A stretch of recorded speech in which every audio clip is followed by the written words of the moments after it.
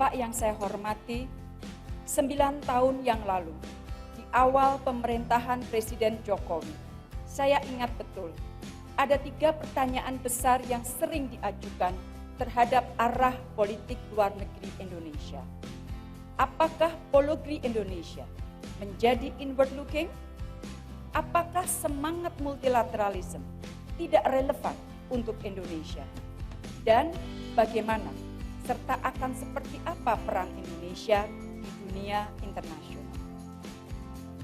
Kerja keras diplomasi Indonesia 9 tahun terakhir telah menjawab ketiga pertanyaan tersebut dengan tegas dan jelas, bold and crystal clear.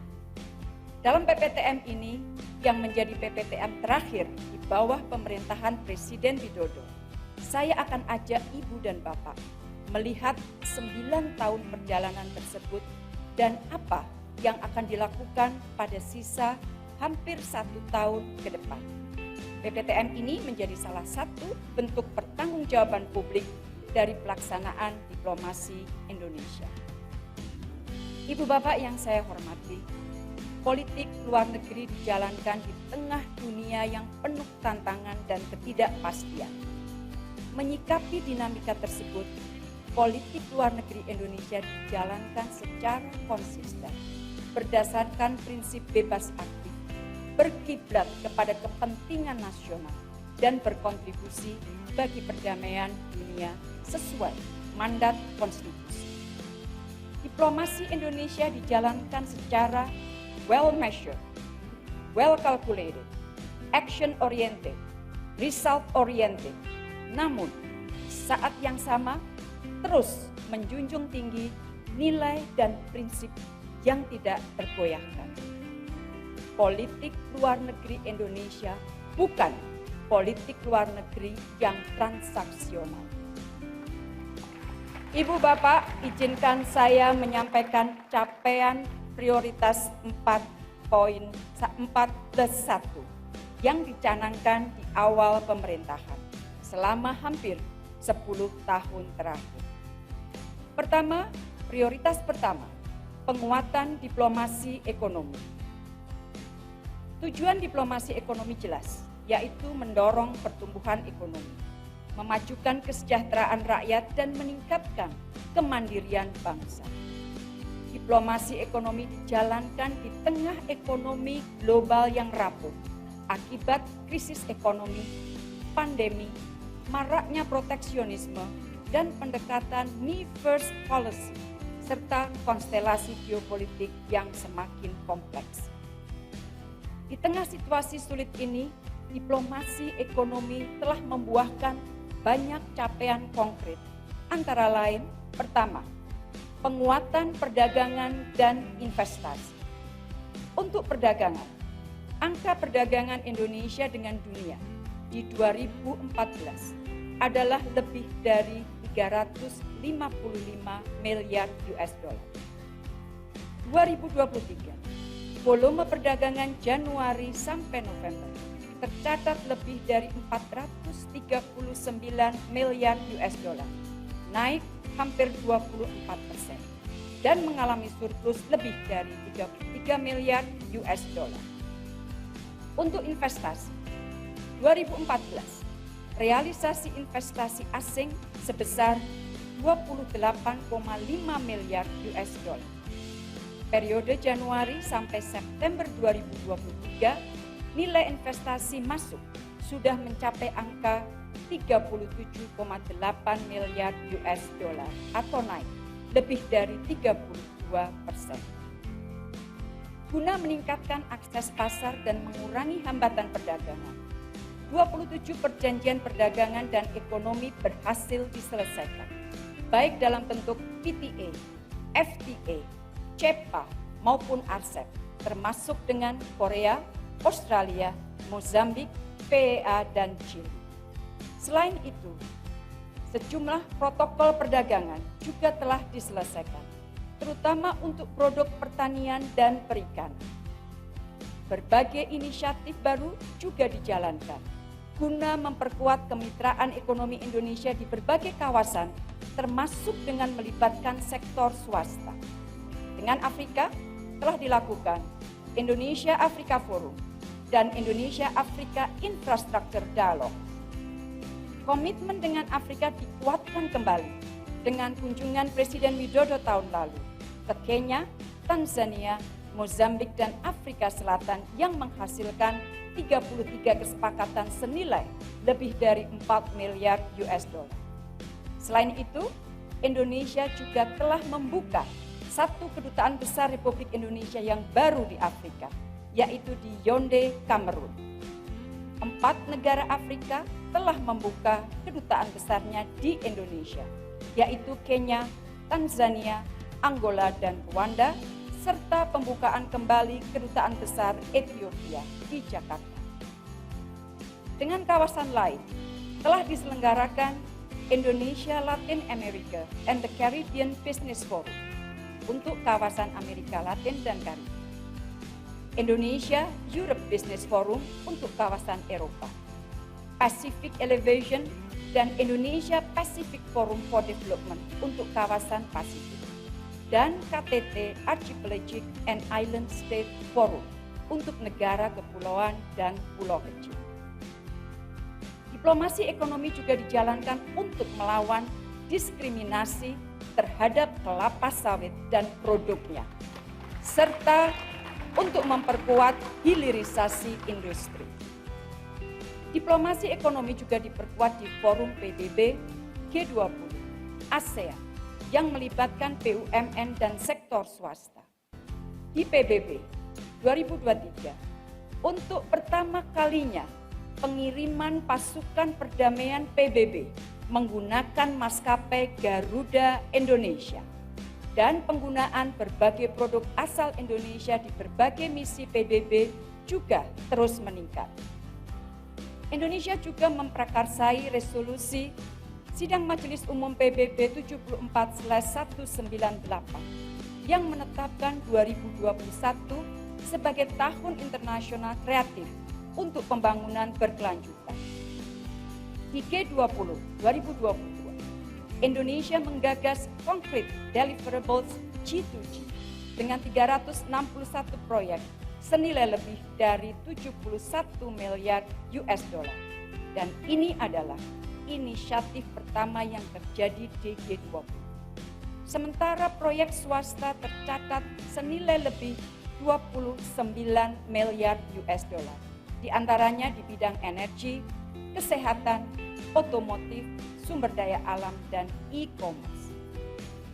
Selama keketuaan Indonesia di G20, juga dibentuk kelompok kerja untuk ekonomi digital. Di ASEAN 2023, Indonesia menggagas ASEAN Indo-Pacific Forum yang menghasilkan 93 proyek kerjasama senilai 38,2 miliar US dollar, di mana 13,5 miliar US dollar diantaranya di bidang kesehatan, pengolahan mineral, dan keuangan milik swasta Indonesia. Kedua, penguatan penetrasi pasar produk industri strategis Indonesia di luar negeri. Beberapa contoh diantaranya, ekspor produk perkereta apian PT Inka ke Bangladesh, Selandia Baru, Filipina, dan Thailand. Pesawat produksi PT DI ke Filipina, Meksiko, Senegal, dan Thailand. Produk isotop PT Inuki ke Meksiko. Distribusi vaksin PT Bio Farma ke lebih 150 negara, serta lembaga internasional, UNICEF, Gavi, Pan American Health Organization untuk memenuhi kebutuhan vaksin global. Selain itu, diplomasi ekonomi juga digunakan untuk memperkuat kegiatan bisnis BUMN Indonesia di berbagai negara, antara lain pembangunan infrastruktur di Niger, Persatuan Emirat Arab dan Filipina, investasi PT Telkom di Hongaria, eksplorasi sumber daya mineral dan migas di beberapa negara, di Aljazair untuk 35 tahun ke depan, di Mnazi Bay, Tanzania, dan di Nigeria. Proyek pengembangan panas bumi oleh Pertamina Geothermal Energy di Kenya dan Turki.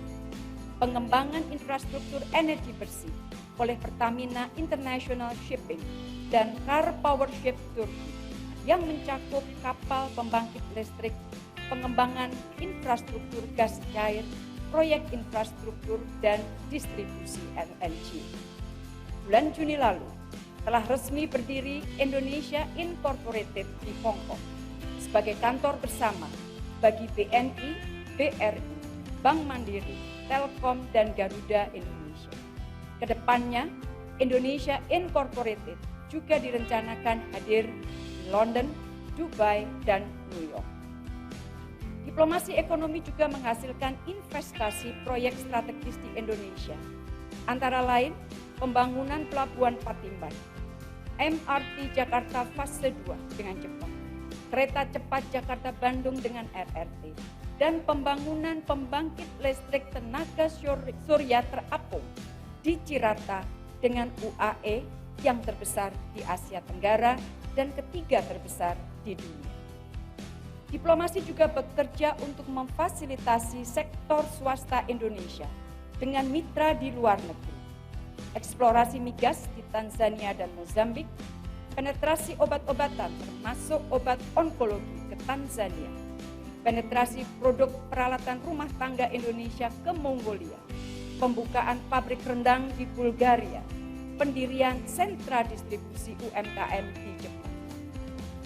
Diplomasi juga memperkuat peran diaspora Indonesia sebagai aset yang berjumlah sekitar 8,8 juta orang. Saat ini sedang disusun Grand Strategy, peningkatan peran strategis masyarakat Indonesia di luar negeri. Ketiga, penguatan diplomasi kesehatan. Ibu Bapak, tahun 2020-2022 merupakan tahun yang berat bagi dunia dengan adanya pandemi COVID-19. Diplomasi Indonesia berada di garis terdepan dengan mengamankan pasokan lebih dari 516 juta dosis vaksin bagi kebutuhan domestik, di mana lebih dari 26% diantaranya adalah hibah melalui kerjasama internasional. Sejak terpilih sebagai co-chair COVAX AMC Engagement Group 2021, saya juga aktif mendorong akses vaksin yang lebih berkeadilan bagi negara berkembang. Hingga kini, COVAX Facility telah berhasil menyalurkan vaksin 1,97 miliar dosis ke 146 negara. Penanganan pandemi COVID-19 mendapatkan apresiasi WHO. Dirjen WHO menyebut Indonesia sebagai salah satu negara terbaik dalam penanganan pandemi. Selain itu, diplomasi juga bekerja untuk memperkuat ketahanan kesehatan antara lain peluncuran vaksin Indovac melalui kerjasama antara Bio Farma dan Baylor College of Medicine Amerika Serikat. Penguatan mekanisme kesehatan di kawasan. Peluncuran Pandemic Fund saat presidensi G20 Indonesia. Inisiasi penguatan mekanisme ketahanan kesehatan global lewat Pandemic Treaty dan terpilihnya Indonesia oleh WHO sebagai salah satu hub produksi vaksin berbasis mRNA di kawasan. Ibu Bapak yang saya hormati, pelaksanaan diplomasi ekonomi juga diperkuat dengan pendirian Indonesian Aid 2019, terutama untuk mendukung kemitraan dengan negara-negara dari the Global South. Beberapa kerjasama pembangunan yang sudah dilakukan antara lain, pendanaan untuk pembangunan fasilitas kesehatan di Kepulauan Solomon dan vaksin bagi Nigeria dan Afghanistan, pendanaan perbaikan fasilitas pendidikan dan infrastruktur publik di PNG, pendirian fasilitas olahraga di Kepulauan Solomon, pendanaan untuk revitalisasi fasilitas ketahanan pangan di Fiji dan Gambia, berbagai pengembangan kapasitas di bidang pertanian, perikanan, perkebunan, keuangan, digital, dan pemberian beasiswa.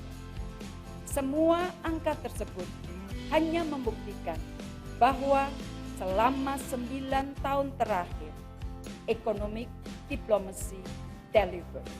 diplomasi ekonomi Indonesia bekerja. Ibu Bapak yang saya hormati, prioritas kedua, diplomasi pelindungan WNI. Selama 9 tahun terakhir, isu pelindungan senantiasa diletakkan sebagai salah satu prioritas politik luar negeri. Paradigma, cara berpikir, dan pelayanan diubah secara signifikan. Sistem pelindungan dibangun dan terus diperkuat, antara lain dengan memperkuat instrumen hukum, mulai dari undang-undang hingga peraturan Menteri Luar Negeri. Selain itu, berbagai inovasi dilakukan, antara lain membangun Seafarer Corner di Cape Town, Montevideo, dan Kaohsiung. Penunjukan tim hukum perlindungan WNI yang kuat di semua negara di mana konsentrasi WNI. Penyusunan rencana kontingensi di semua negara yang memiliki resiko konflik dan bencana. Pelindungan WNI juga menjadi prioritas kurikulum pendidikan diplomat. Inovasi digital terus diperkuat, antara lain SMS Blast, hadir sejak bulan pertama kabinet bekerja. Portal Peduli Lindungi menjadikan pelayanan pelindungan WNI satu pintu. Aplikasi bergerak Safe Travel untuk menghadirkan pelindungan melalui handphone. Diplomasi pelindungan WNI dilakukan di semua tingkatan. Di tingkat bilateral, MOU dengan negara lain guna memaksimalkan pelindungan, antara lain sistem penempatan One Channel dengan Malaysia dan Arab Saudi.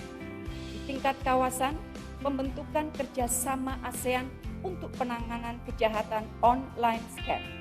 Di tingkat global, berkontribusi aktif dalam pembentukan Global Compact for Safe, Orderly, and Regular Migration sebagai instrumen internasional pertama yang mengatur mengenai isu migrasi secara komprehensif dan menjadi salah satu co-sponsor dalam penyusunan guidelines IMO, ILO untuk penanganan kasus penelantaran pelaut.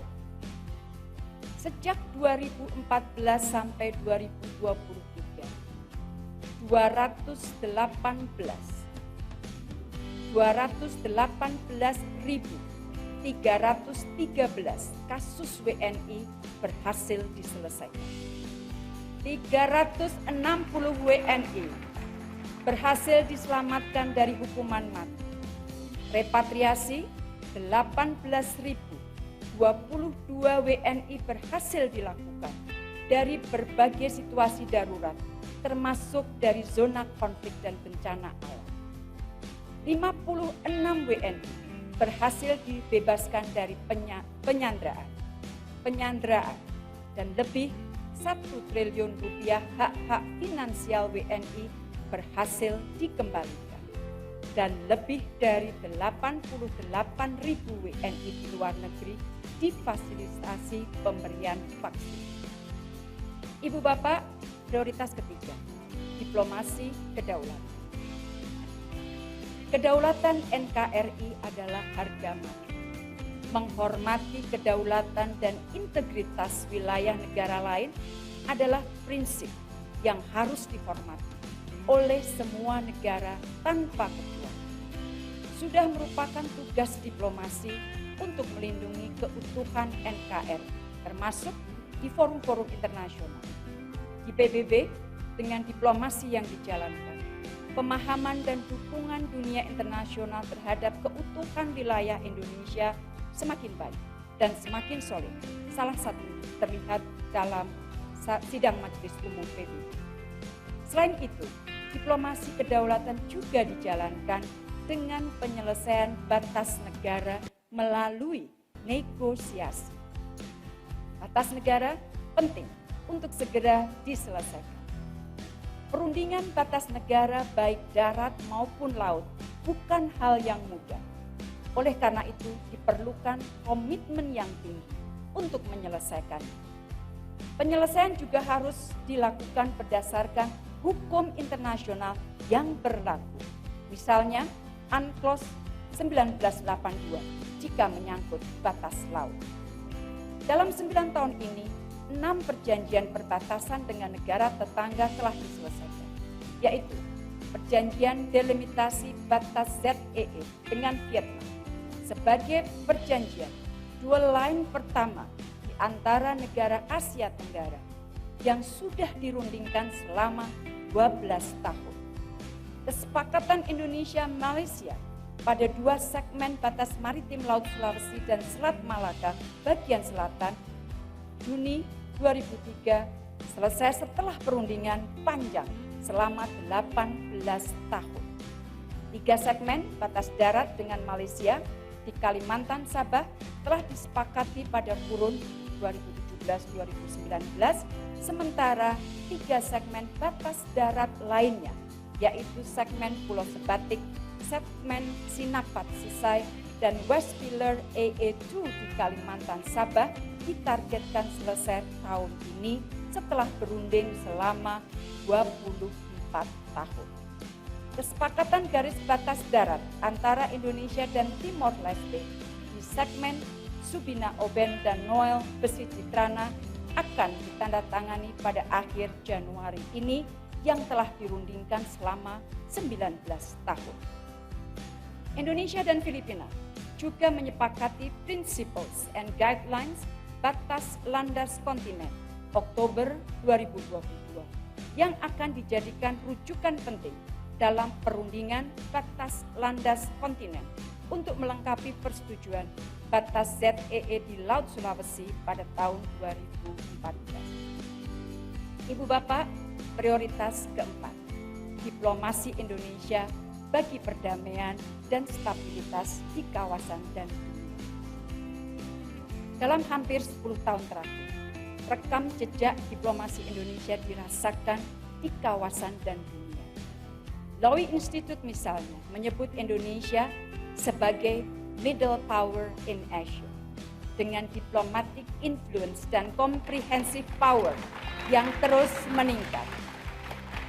Dan diplomasi Indonesia memiliki pengaruh tertinggi di Asia Tenggara tahun 2023. Chatham House menyebut Indonesia sebagai kekuatan penyeimbang penting di Asia. Kepemimpinan Indonesia juga diakui dunia, termasuk dalam menavigasi ASEAN selama keketuaan Indonesia. Salah satu penulis di Straits Times tanggal 1 Januari lalu menyampaikan antara lain, saya quote, "Keketuaan Indonesia di ASEAN tahun 2023 sangat menonjol karena mampu menavigasi ASEAN melewati lanskap geopolitik yang penuh tantangan. Kepemimpinan Indonesia di kawasan sangat berperan untuk mencegah balkanisasi ASEAN sebagai sebuah organisasi kawasan." Dari berbagai pandangan tersebut, jelas bahwa Indonesia adalah salah satu pemain utama di kawasan dan global, bukan sebagai penonton. Ibu, Bapak yang saya hormati, di ASEAN diplomasi Indonesia terus bekerja agar ASEAN tetap relevan dan menjaga sentralitas ASEAN dalam menavigasi dinamika geopolitik di kawasan, serta membangun arsitektur kawasan Indo-Pasifik yang inklusif, yang mengedepankan paradigma kolaborasi dan penghormatan terhadap hukum internasional. 2019, atas inisiasi Indonesia, ASEAN Outlook on the Indo-Pacific AOIP diluncurkan sebagai grand design kerjasama yang konkret dan inklusif, dan sebagai jawaban dinamika meningkatnya rivalitas di kawasan Indo-Pasifik.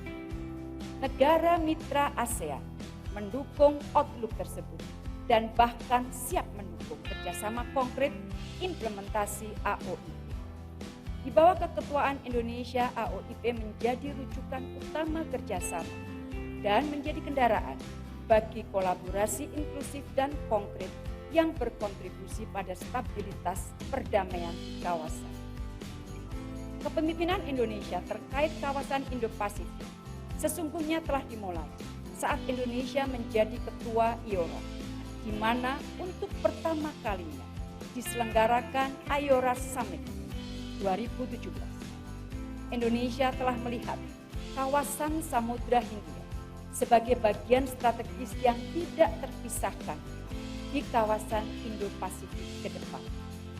Saat keketuaan di ASEAN, Indonesia juga berhasil mendorong kerjasama Sekretariat ASEAN dengan Sekretariat IORA. Ibu Bapak yang saya hormati, keketuaan Indonesia pada ASEAN tahun lalu berupaya membawa ASEAN to the next level. Keketuaan Indonesia bekerja membangun visi jangka panjang menuju ASEAN 2045 melalui pembentukan ASEAN Concord Board.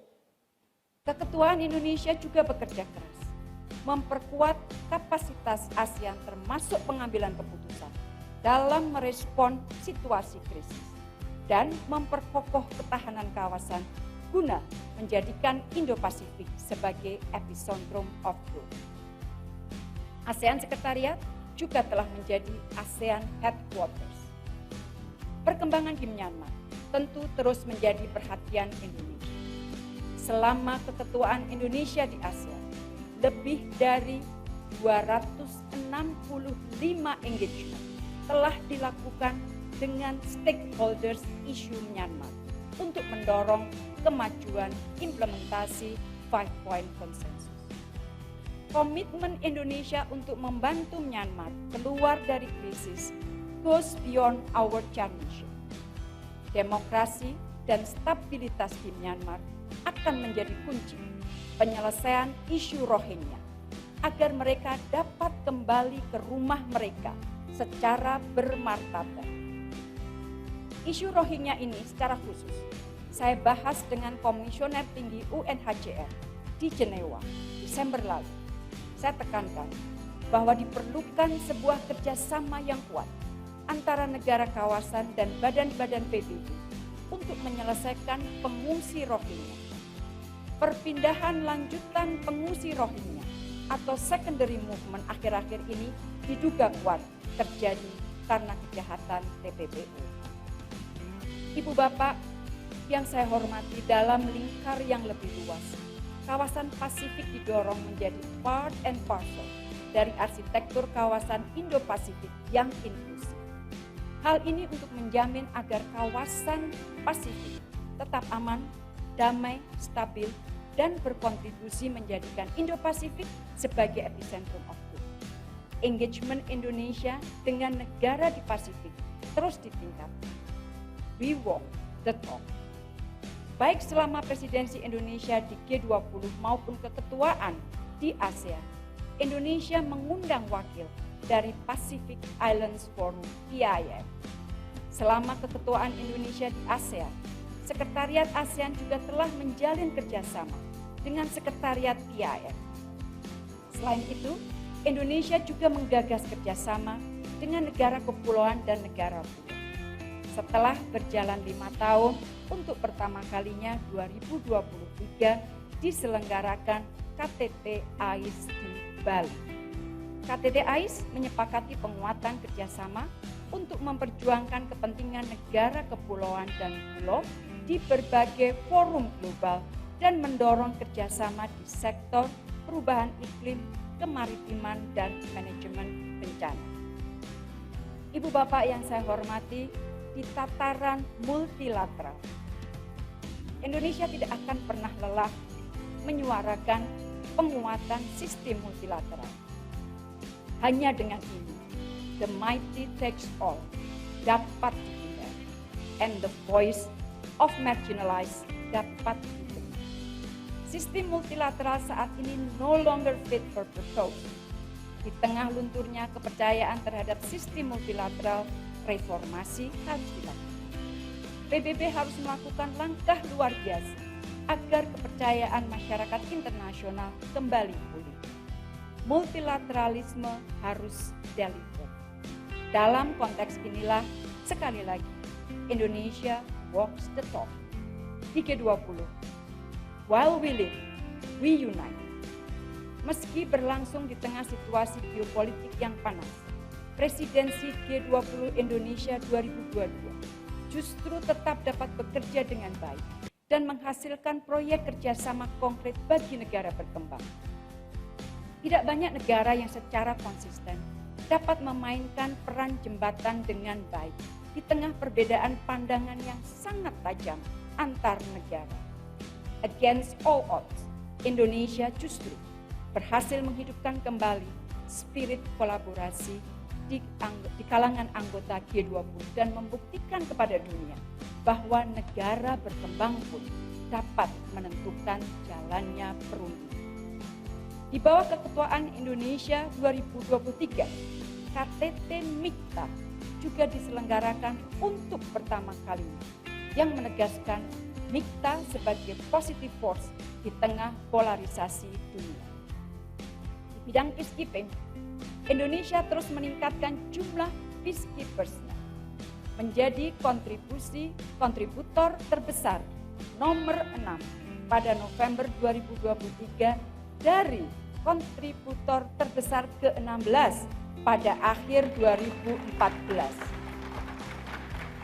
Sejak 2014, lebih 20.000 personel telah dikirim ke 13 misi pemeliharaan perdamaian PBB.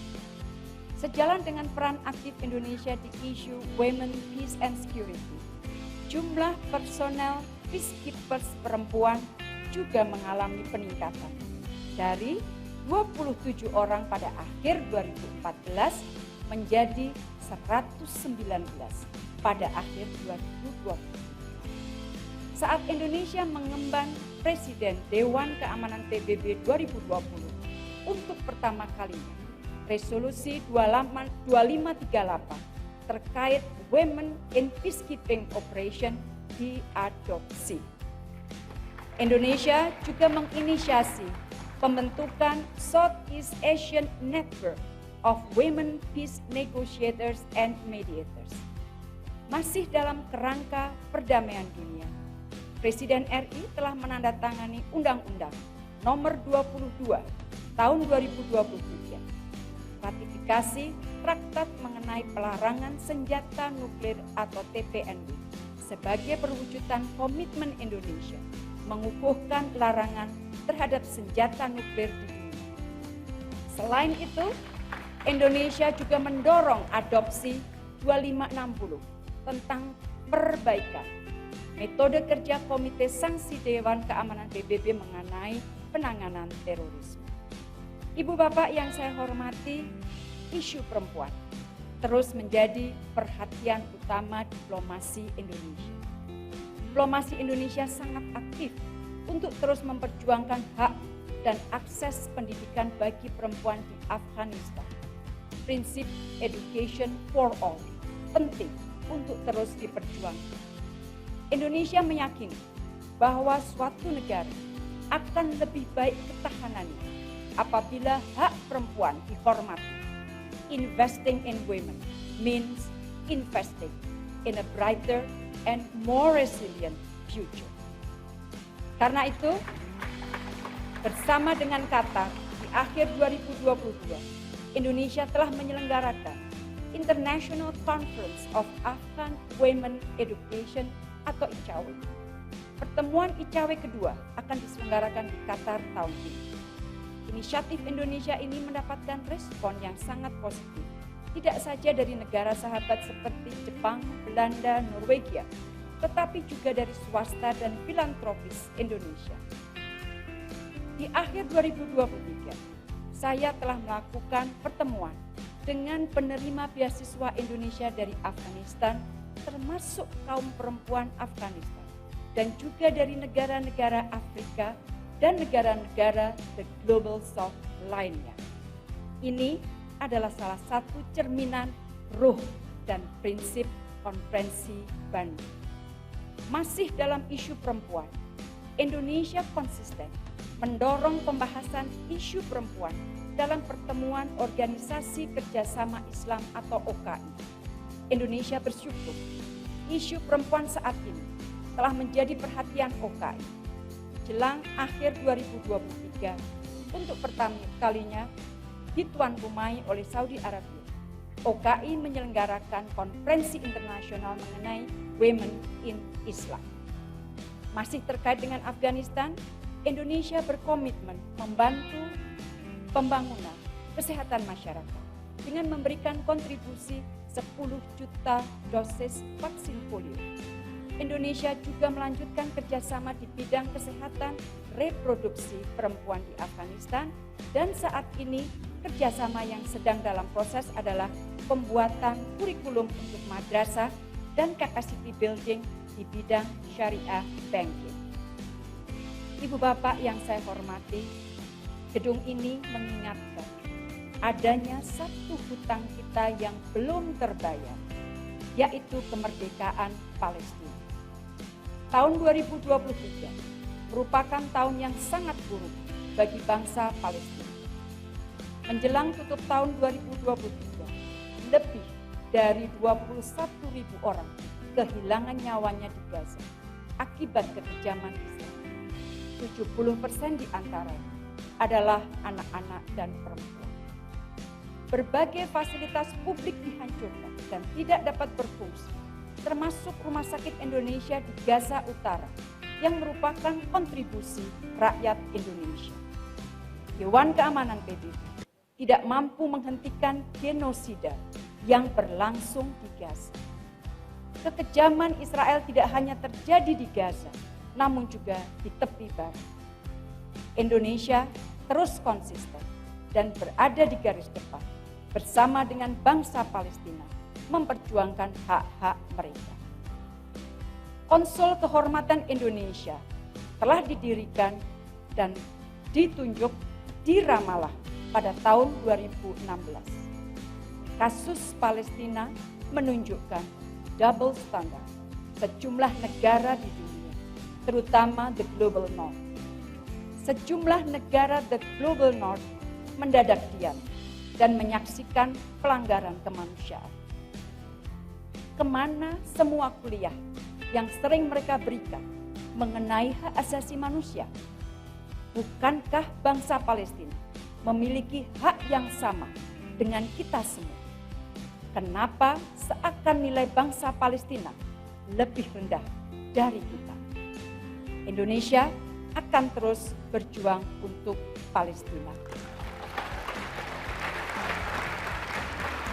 Di Mahkamah Internasional pada 19 Februari yang akan datang, mewakili pemerintah Indonesia, saya akan menyampaikan pernyataan lisan untuk mendukung mahkamah memberikan advisory opinion, memperkuat posisi hukum Palestina, yang intinya PBB tidak boleh melupakan perjuangan bangsa Palestina baik secara politik maupun hukum internasional. Ibu Bapak yang saya hormati, masih di forum multilateral dihadapkan pada tantangan perubahan iklim. Indonesia lead by example untuk menurunkan laju deforestasi, kebakaran hutan, rehabilitasi hutan mangrove dan lahan kritis, dan menargetkan net zero emission selambatnya 2060. Indonesia telah melakukan berbagai aksi nyata. Bersama Jepang, Indonesia menjadi co-initiator Asia Zero Emission Community atau AZEC sebagai platform kerjasama kawasan untuk pencapaian net zero emission. Indonesia telah memiliki berbagai pembiayaan inovatif yang kredibel seperti Energy Transition Mechanism dan Just Energy Transition Partnership atau JETP yang diluncurkan di sela-sela KTT G20 di Bali, maupun peluncuran sukuk dan obligasi hijau serta bursa karbon. Tentu semua ini tidak dapat kita lakukan sendirian. Kita harus mendorong collective responsibility untuk memastikan setiap negara juga mengimplementasikan komitmennya melawan perubahan iklim. Ibu Bapak yang saya hormati, kepemimpinan Indonesia di tingkat global dan konsistensi politik luar negeri yang berprinsip telah meningkatkan kepercayaan masyarakat dunia terhadap Indonesia. Selama 9 tahun terakhir, Indonesia terpilih dalam 95 pencalonan keanggotaan organisasi internasional yang strategis, termasuk diantaranya 3 kali menjadi anggota Dewan HAM, yaitu periode 2015-2017, 2020-2022 dan 2024-2026. Khusus pencalonan Dewan HAM 2024-2026, Indonesia mendapatkan perolehan suara terbanyak, yaitu 186 dari 192 negara. Indonesia juga menjadi anggota tidak tetap Dewan Keamanan PBB 2019-2020, ECOSOC 2021-2023, Dewan IMO sebanyak 5 kali, dan sejumlah posisi kunci berbagai komisi penting di PBB, keanggotaan policy making bodies seperti FATF, serta auditor organisasi internasional termasuk di IAEA dan IMO. Ibu Bapak yang saya hormati, bagian akhir dari prioritas politik luar negeri Indonesia adalah plus 1, yaitu penguatan infrastruktur diplomasi. Dukungan infrastruktur diplomasi diperlukan di tengah tingginya ekspektasi terhadap diplomat Indonesia. Dan dukungan infrastruktur diplomasi merupakan sebuah keharusan. Pembenahan infrastruktur fisik terus dilakukan. 13 gedung perwakilan dan wisma kepala perwakilan telah dibeli dan dibangun. 224 gedung perwakilan telah direnovasi. Sarana dan prasarana di kantor pusat Kementerian Luar Negeri Jakarta juga terus diperindah. Dan Gedung Pancasila sebagai salah satu bangunan bersejarah telah dipugar dan akan selesai pertengahan tahun ini. Tahun lalu telah dibentuk Asosiasi Diplomat Indonesia sebagai wadah advokasi bagi diplomat Indonesia. Dengan segala keterbatasan yang ada, kehidupan para diplomat terus mendapatkan perhatian.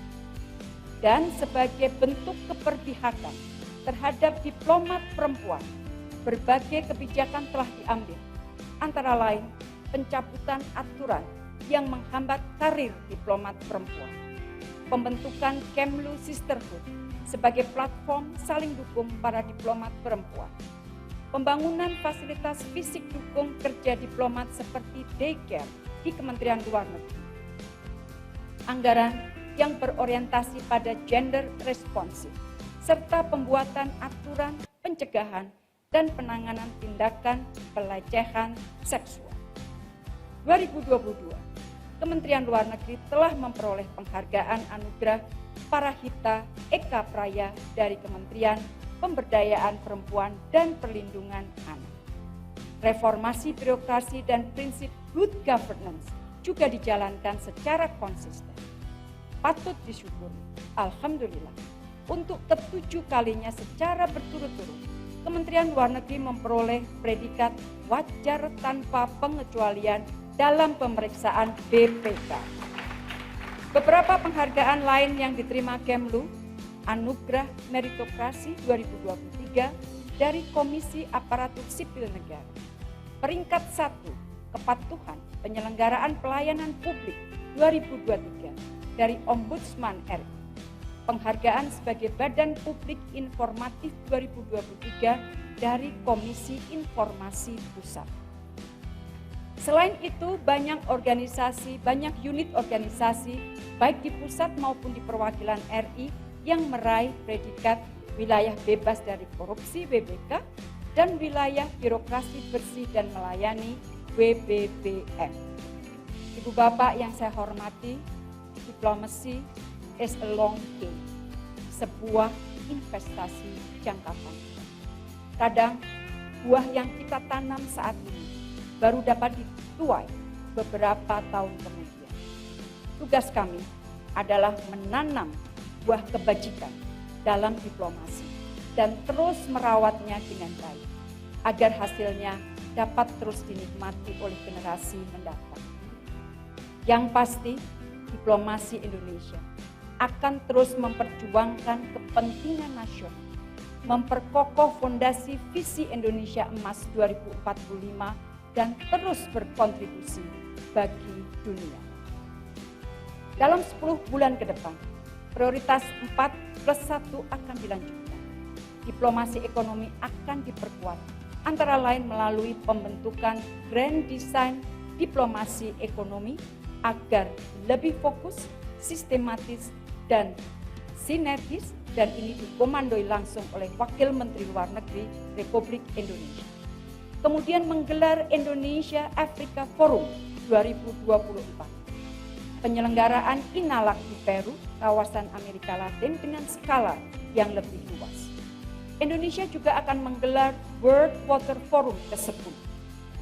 Ibu Bapak, menghadapi tahun politik 2024, Kementerian Luar Negeri dan perwakilan Republik Indonesia di luar negeri akan menjaga netralitas, siap berkontribusi mensukseskan pemilu 2024 yang jujur dan adil.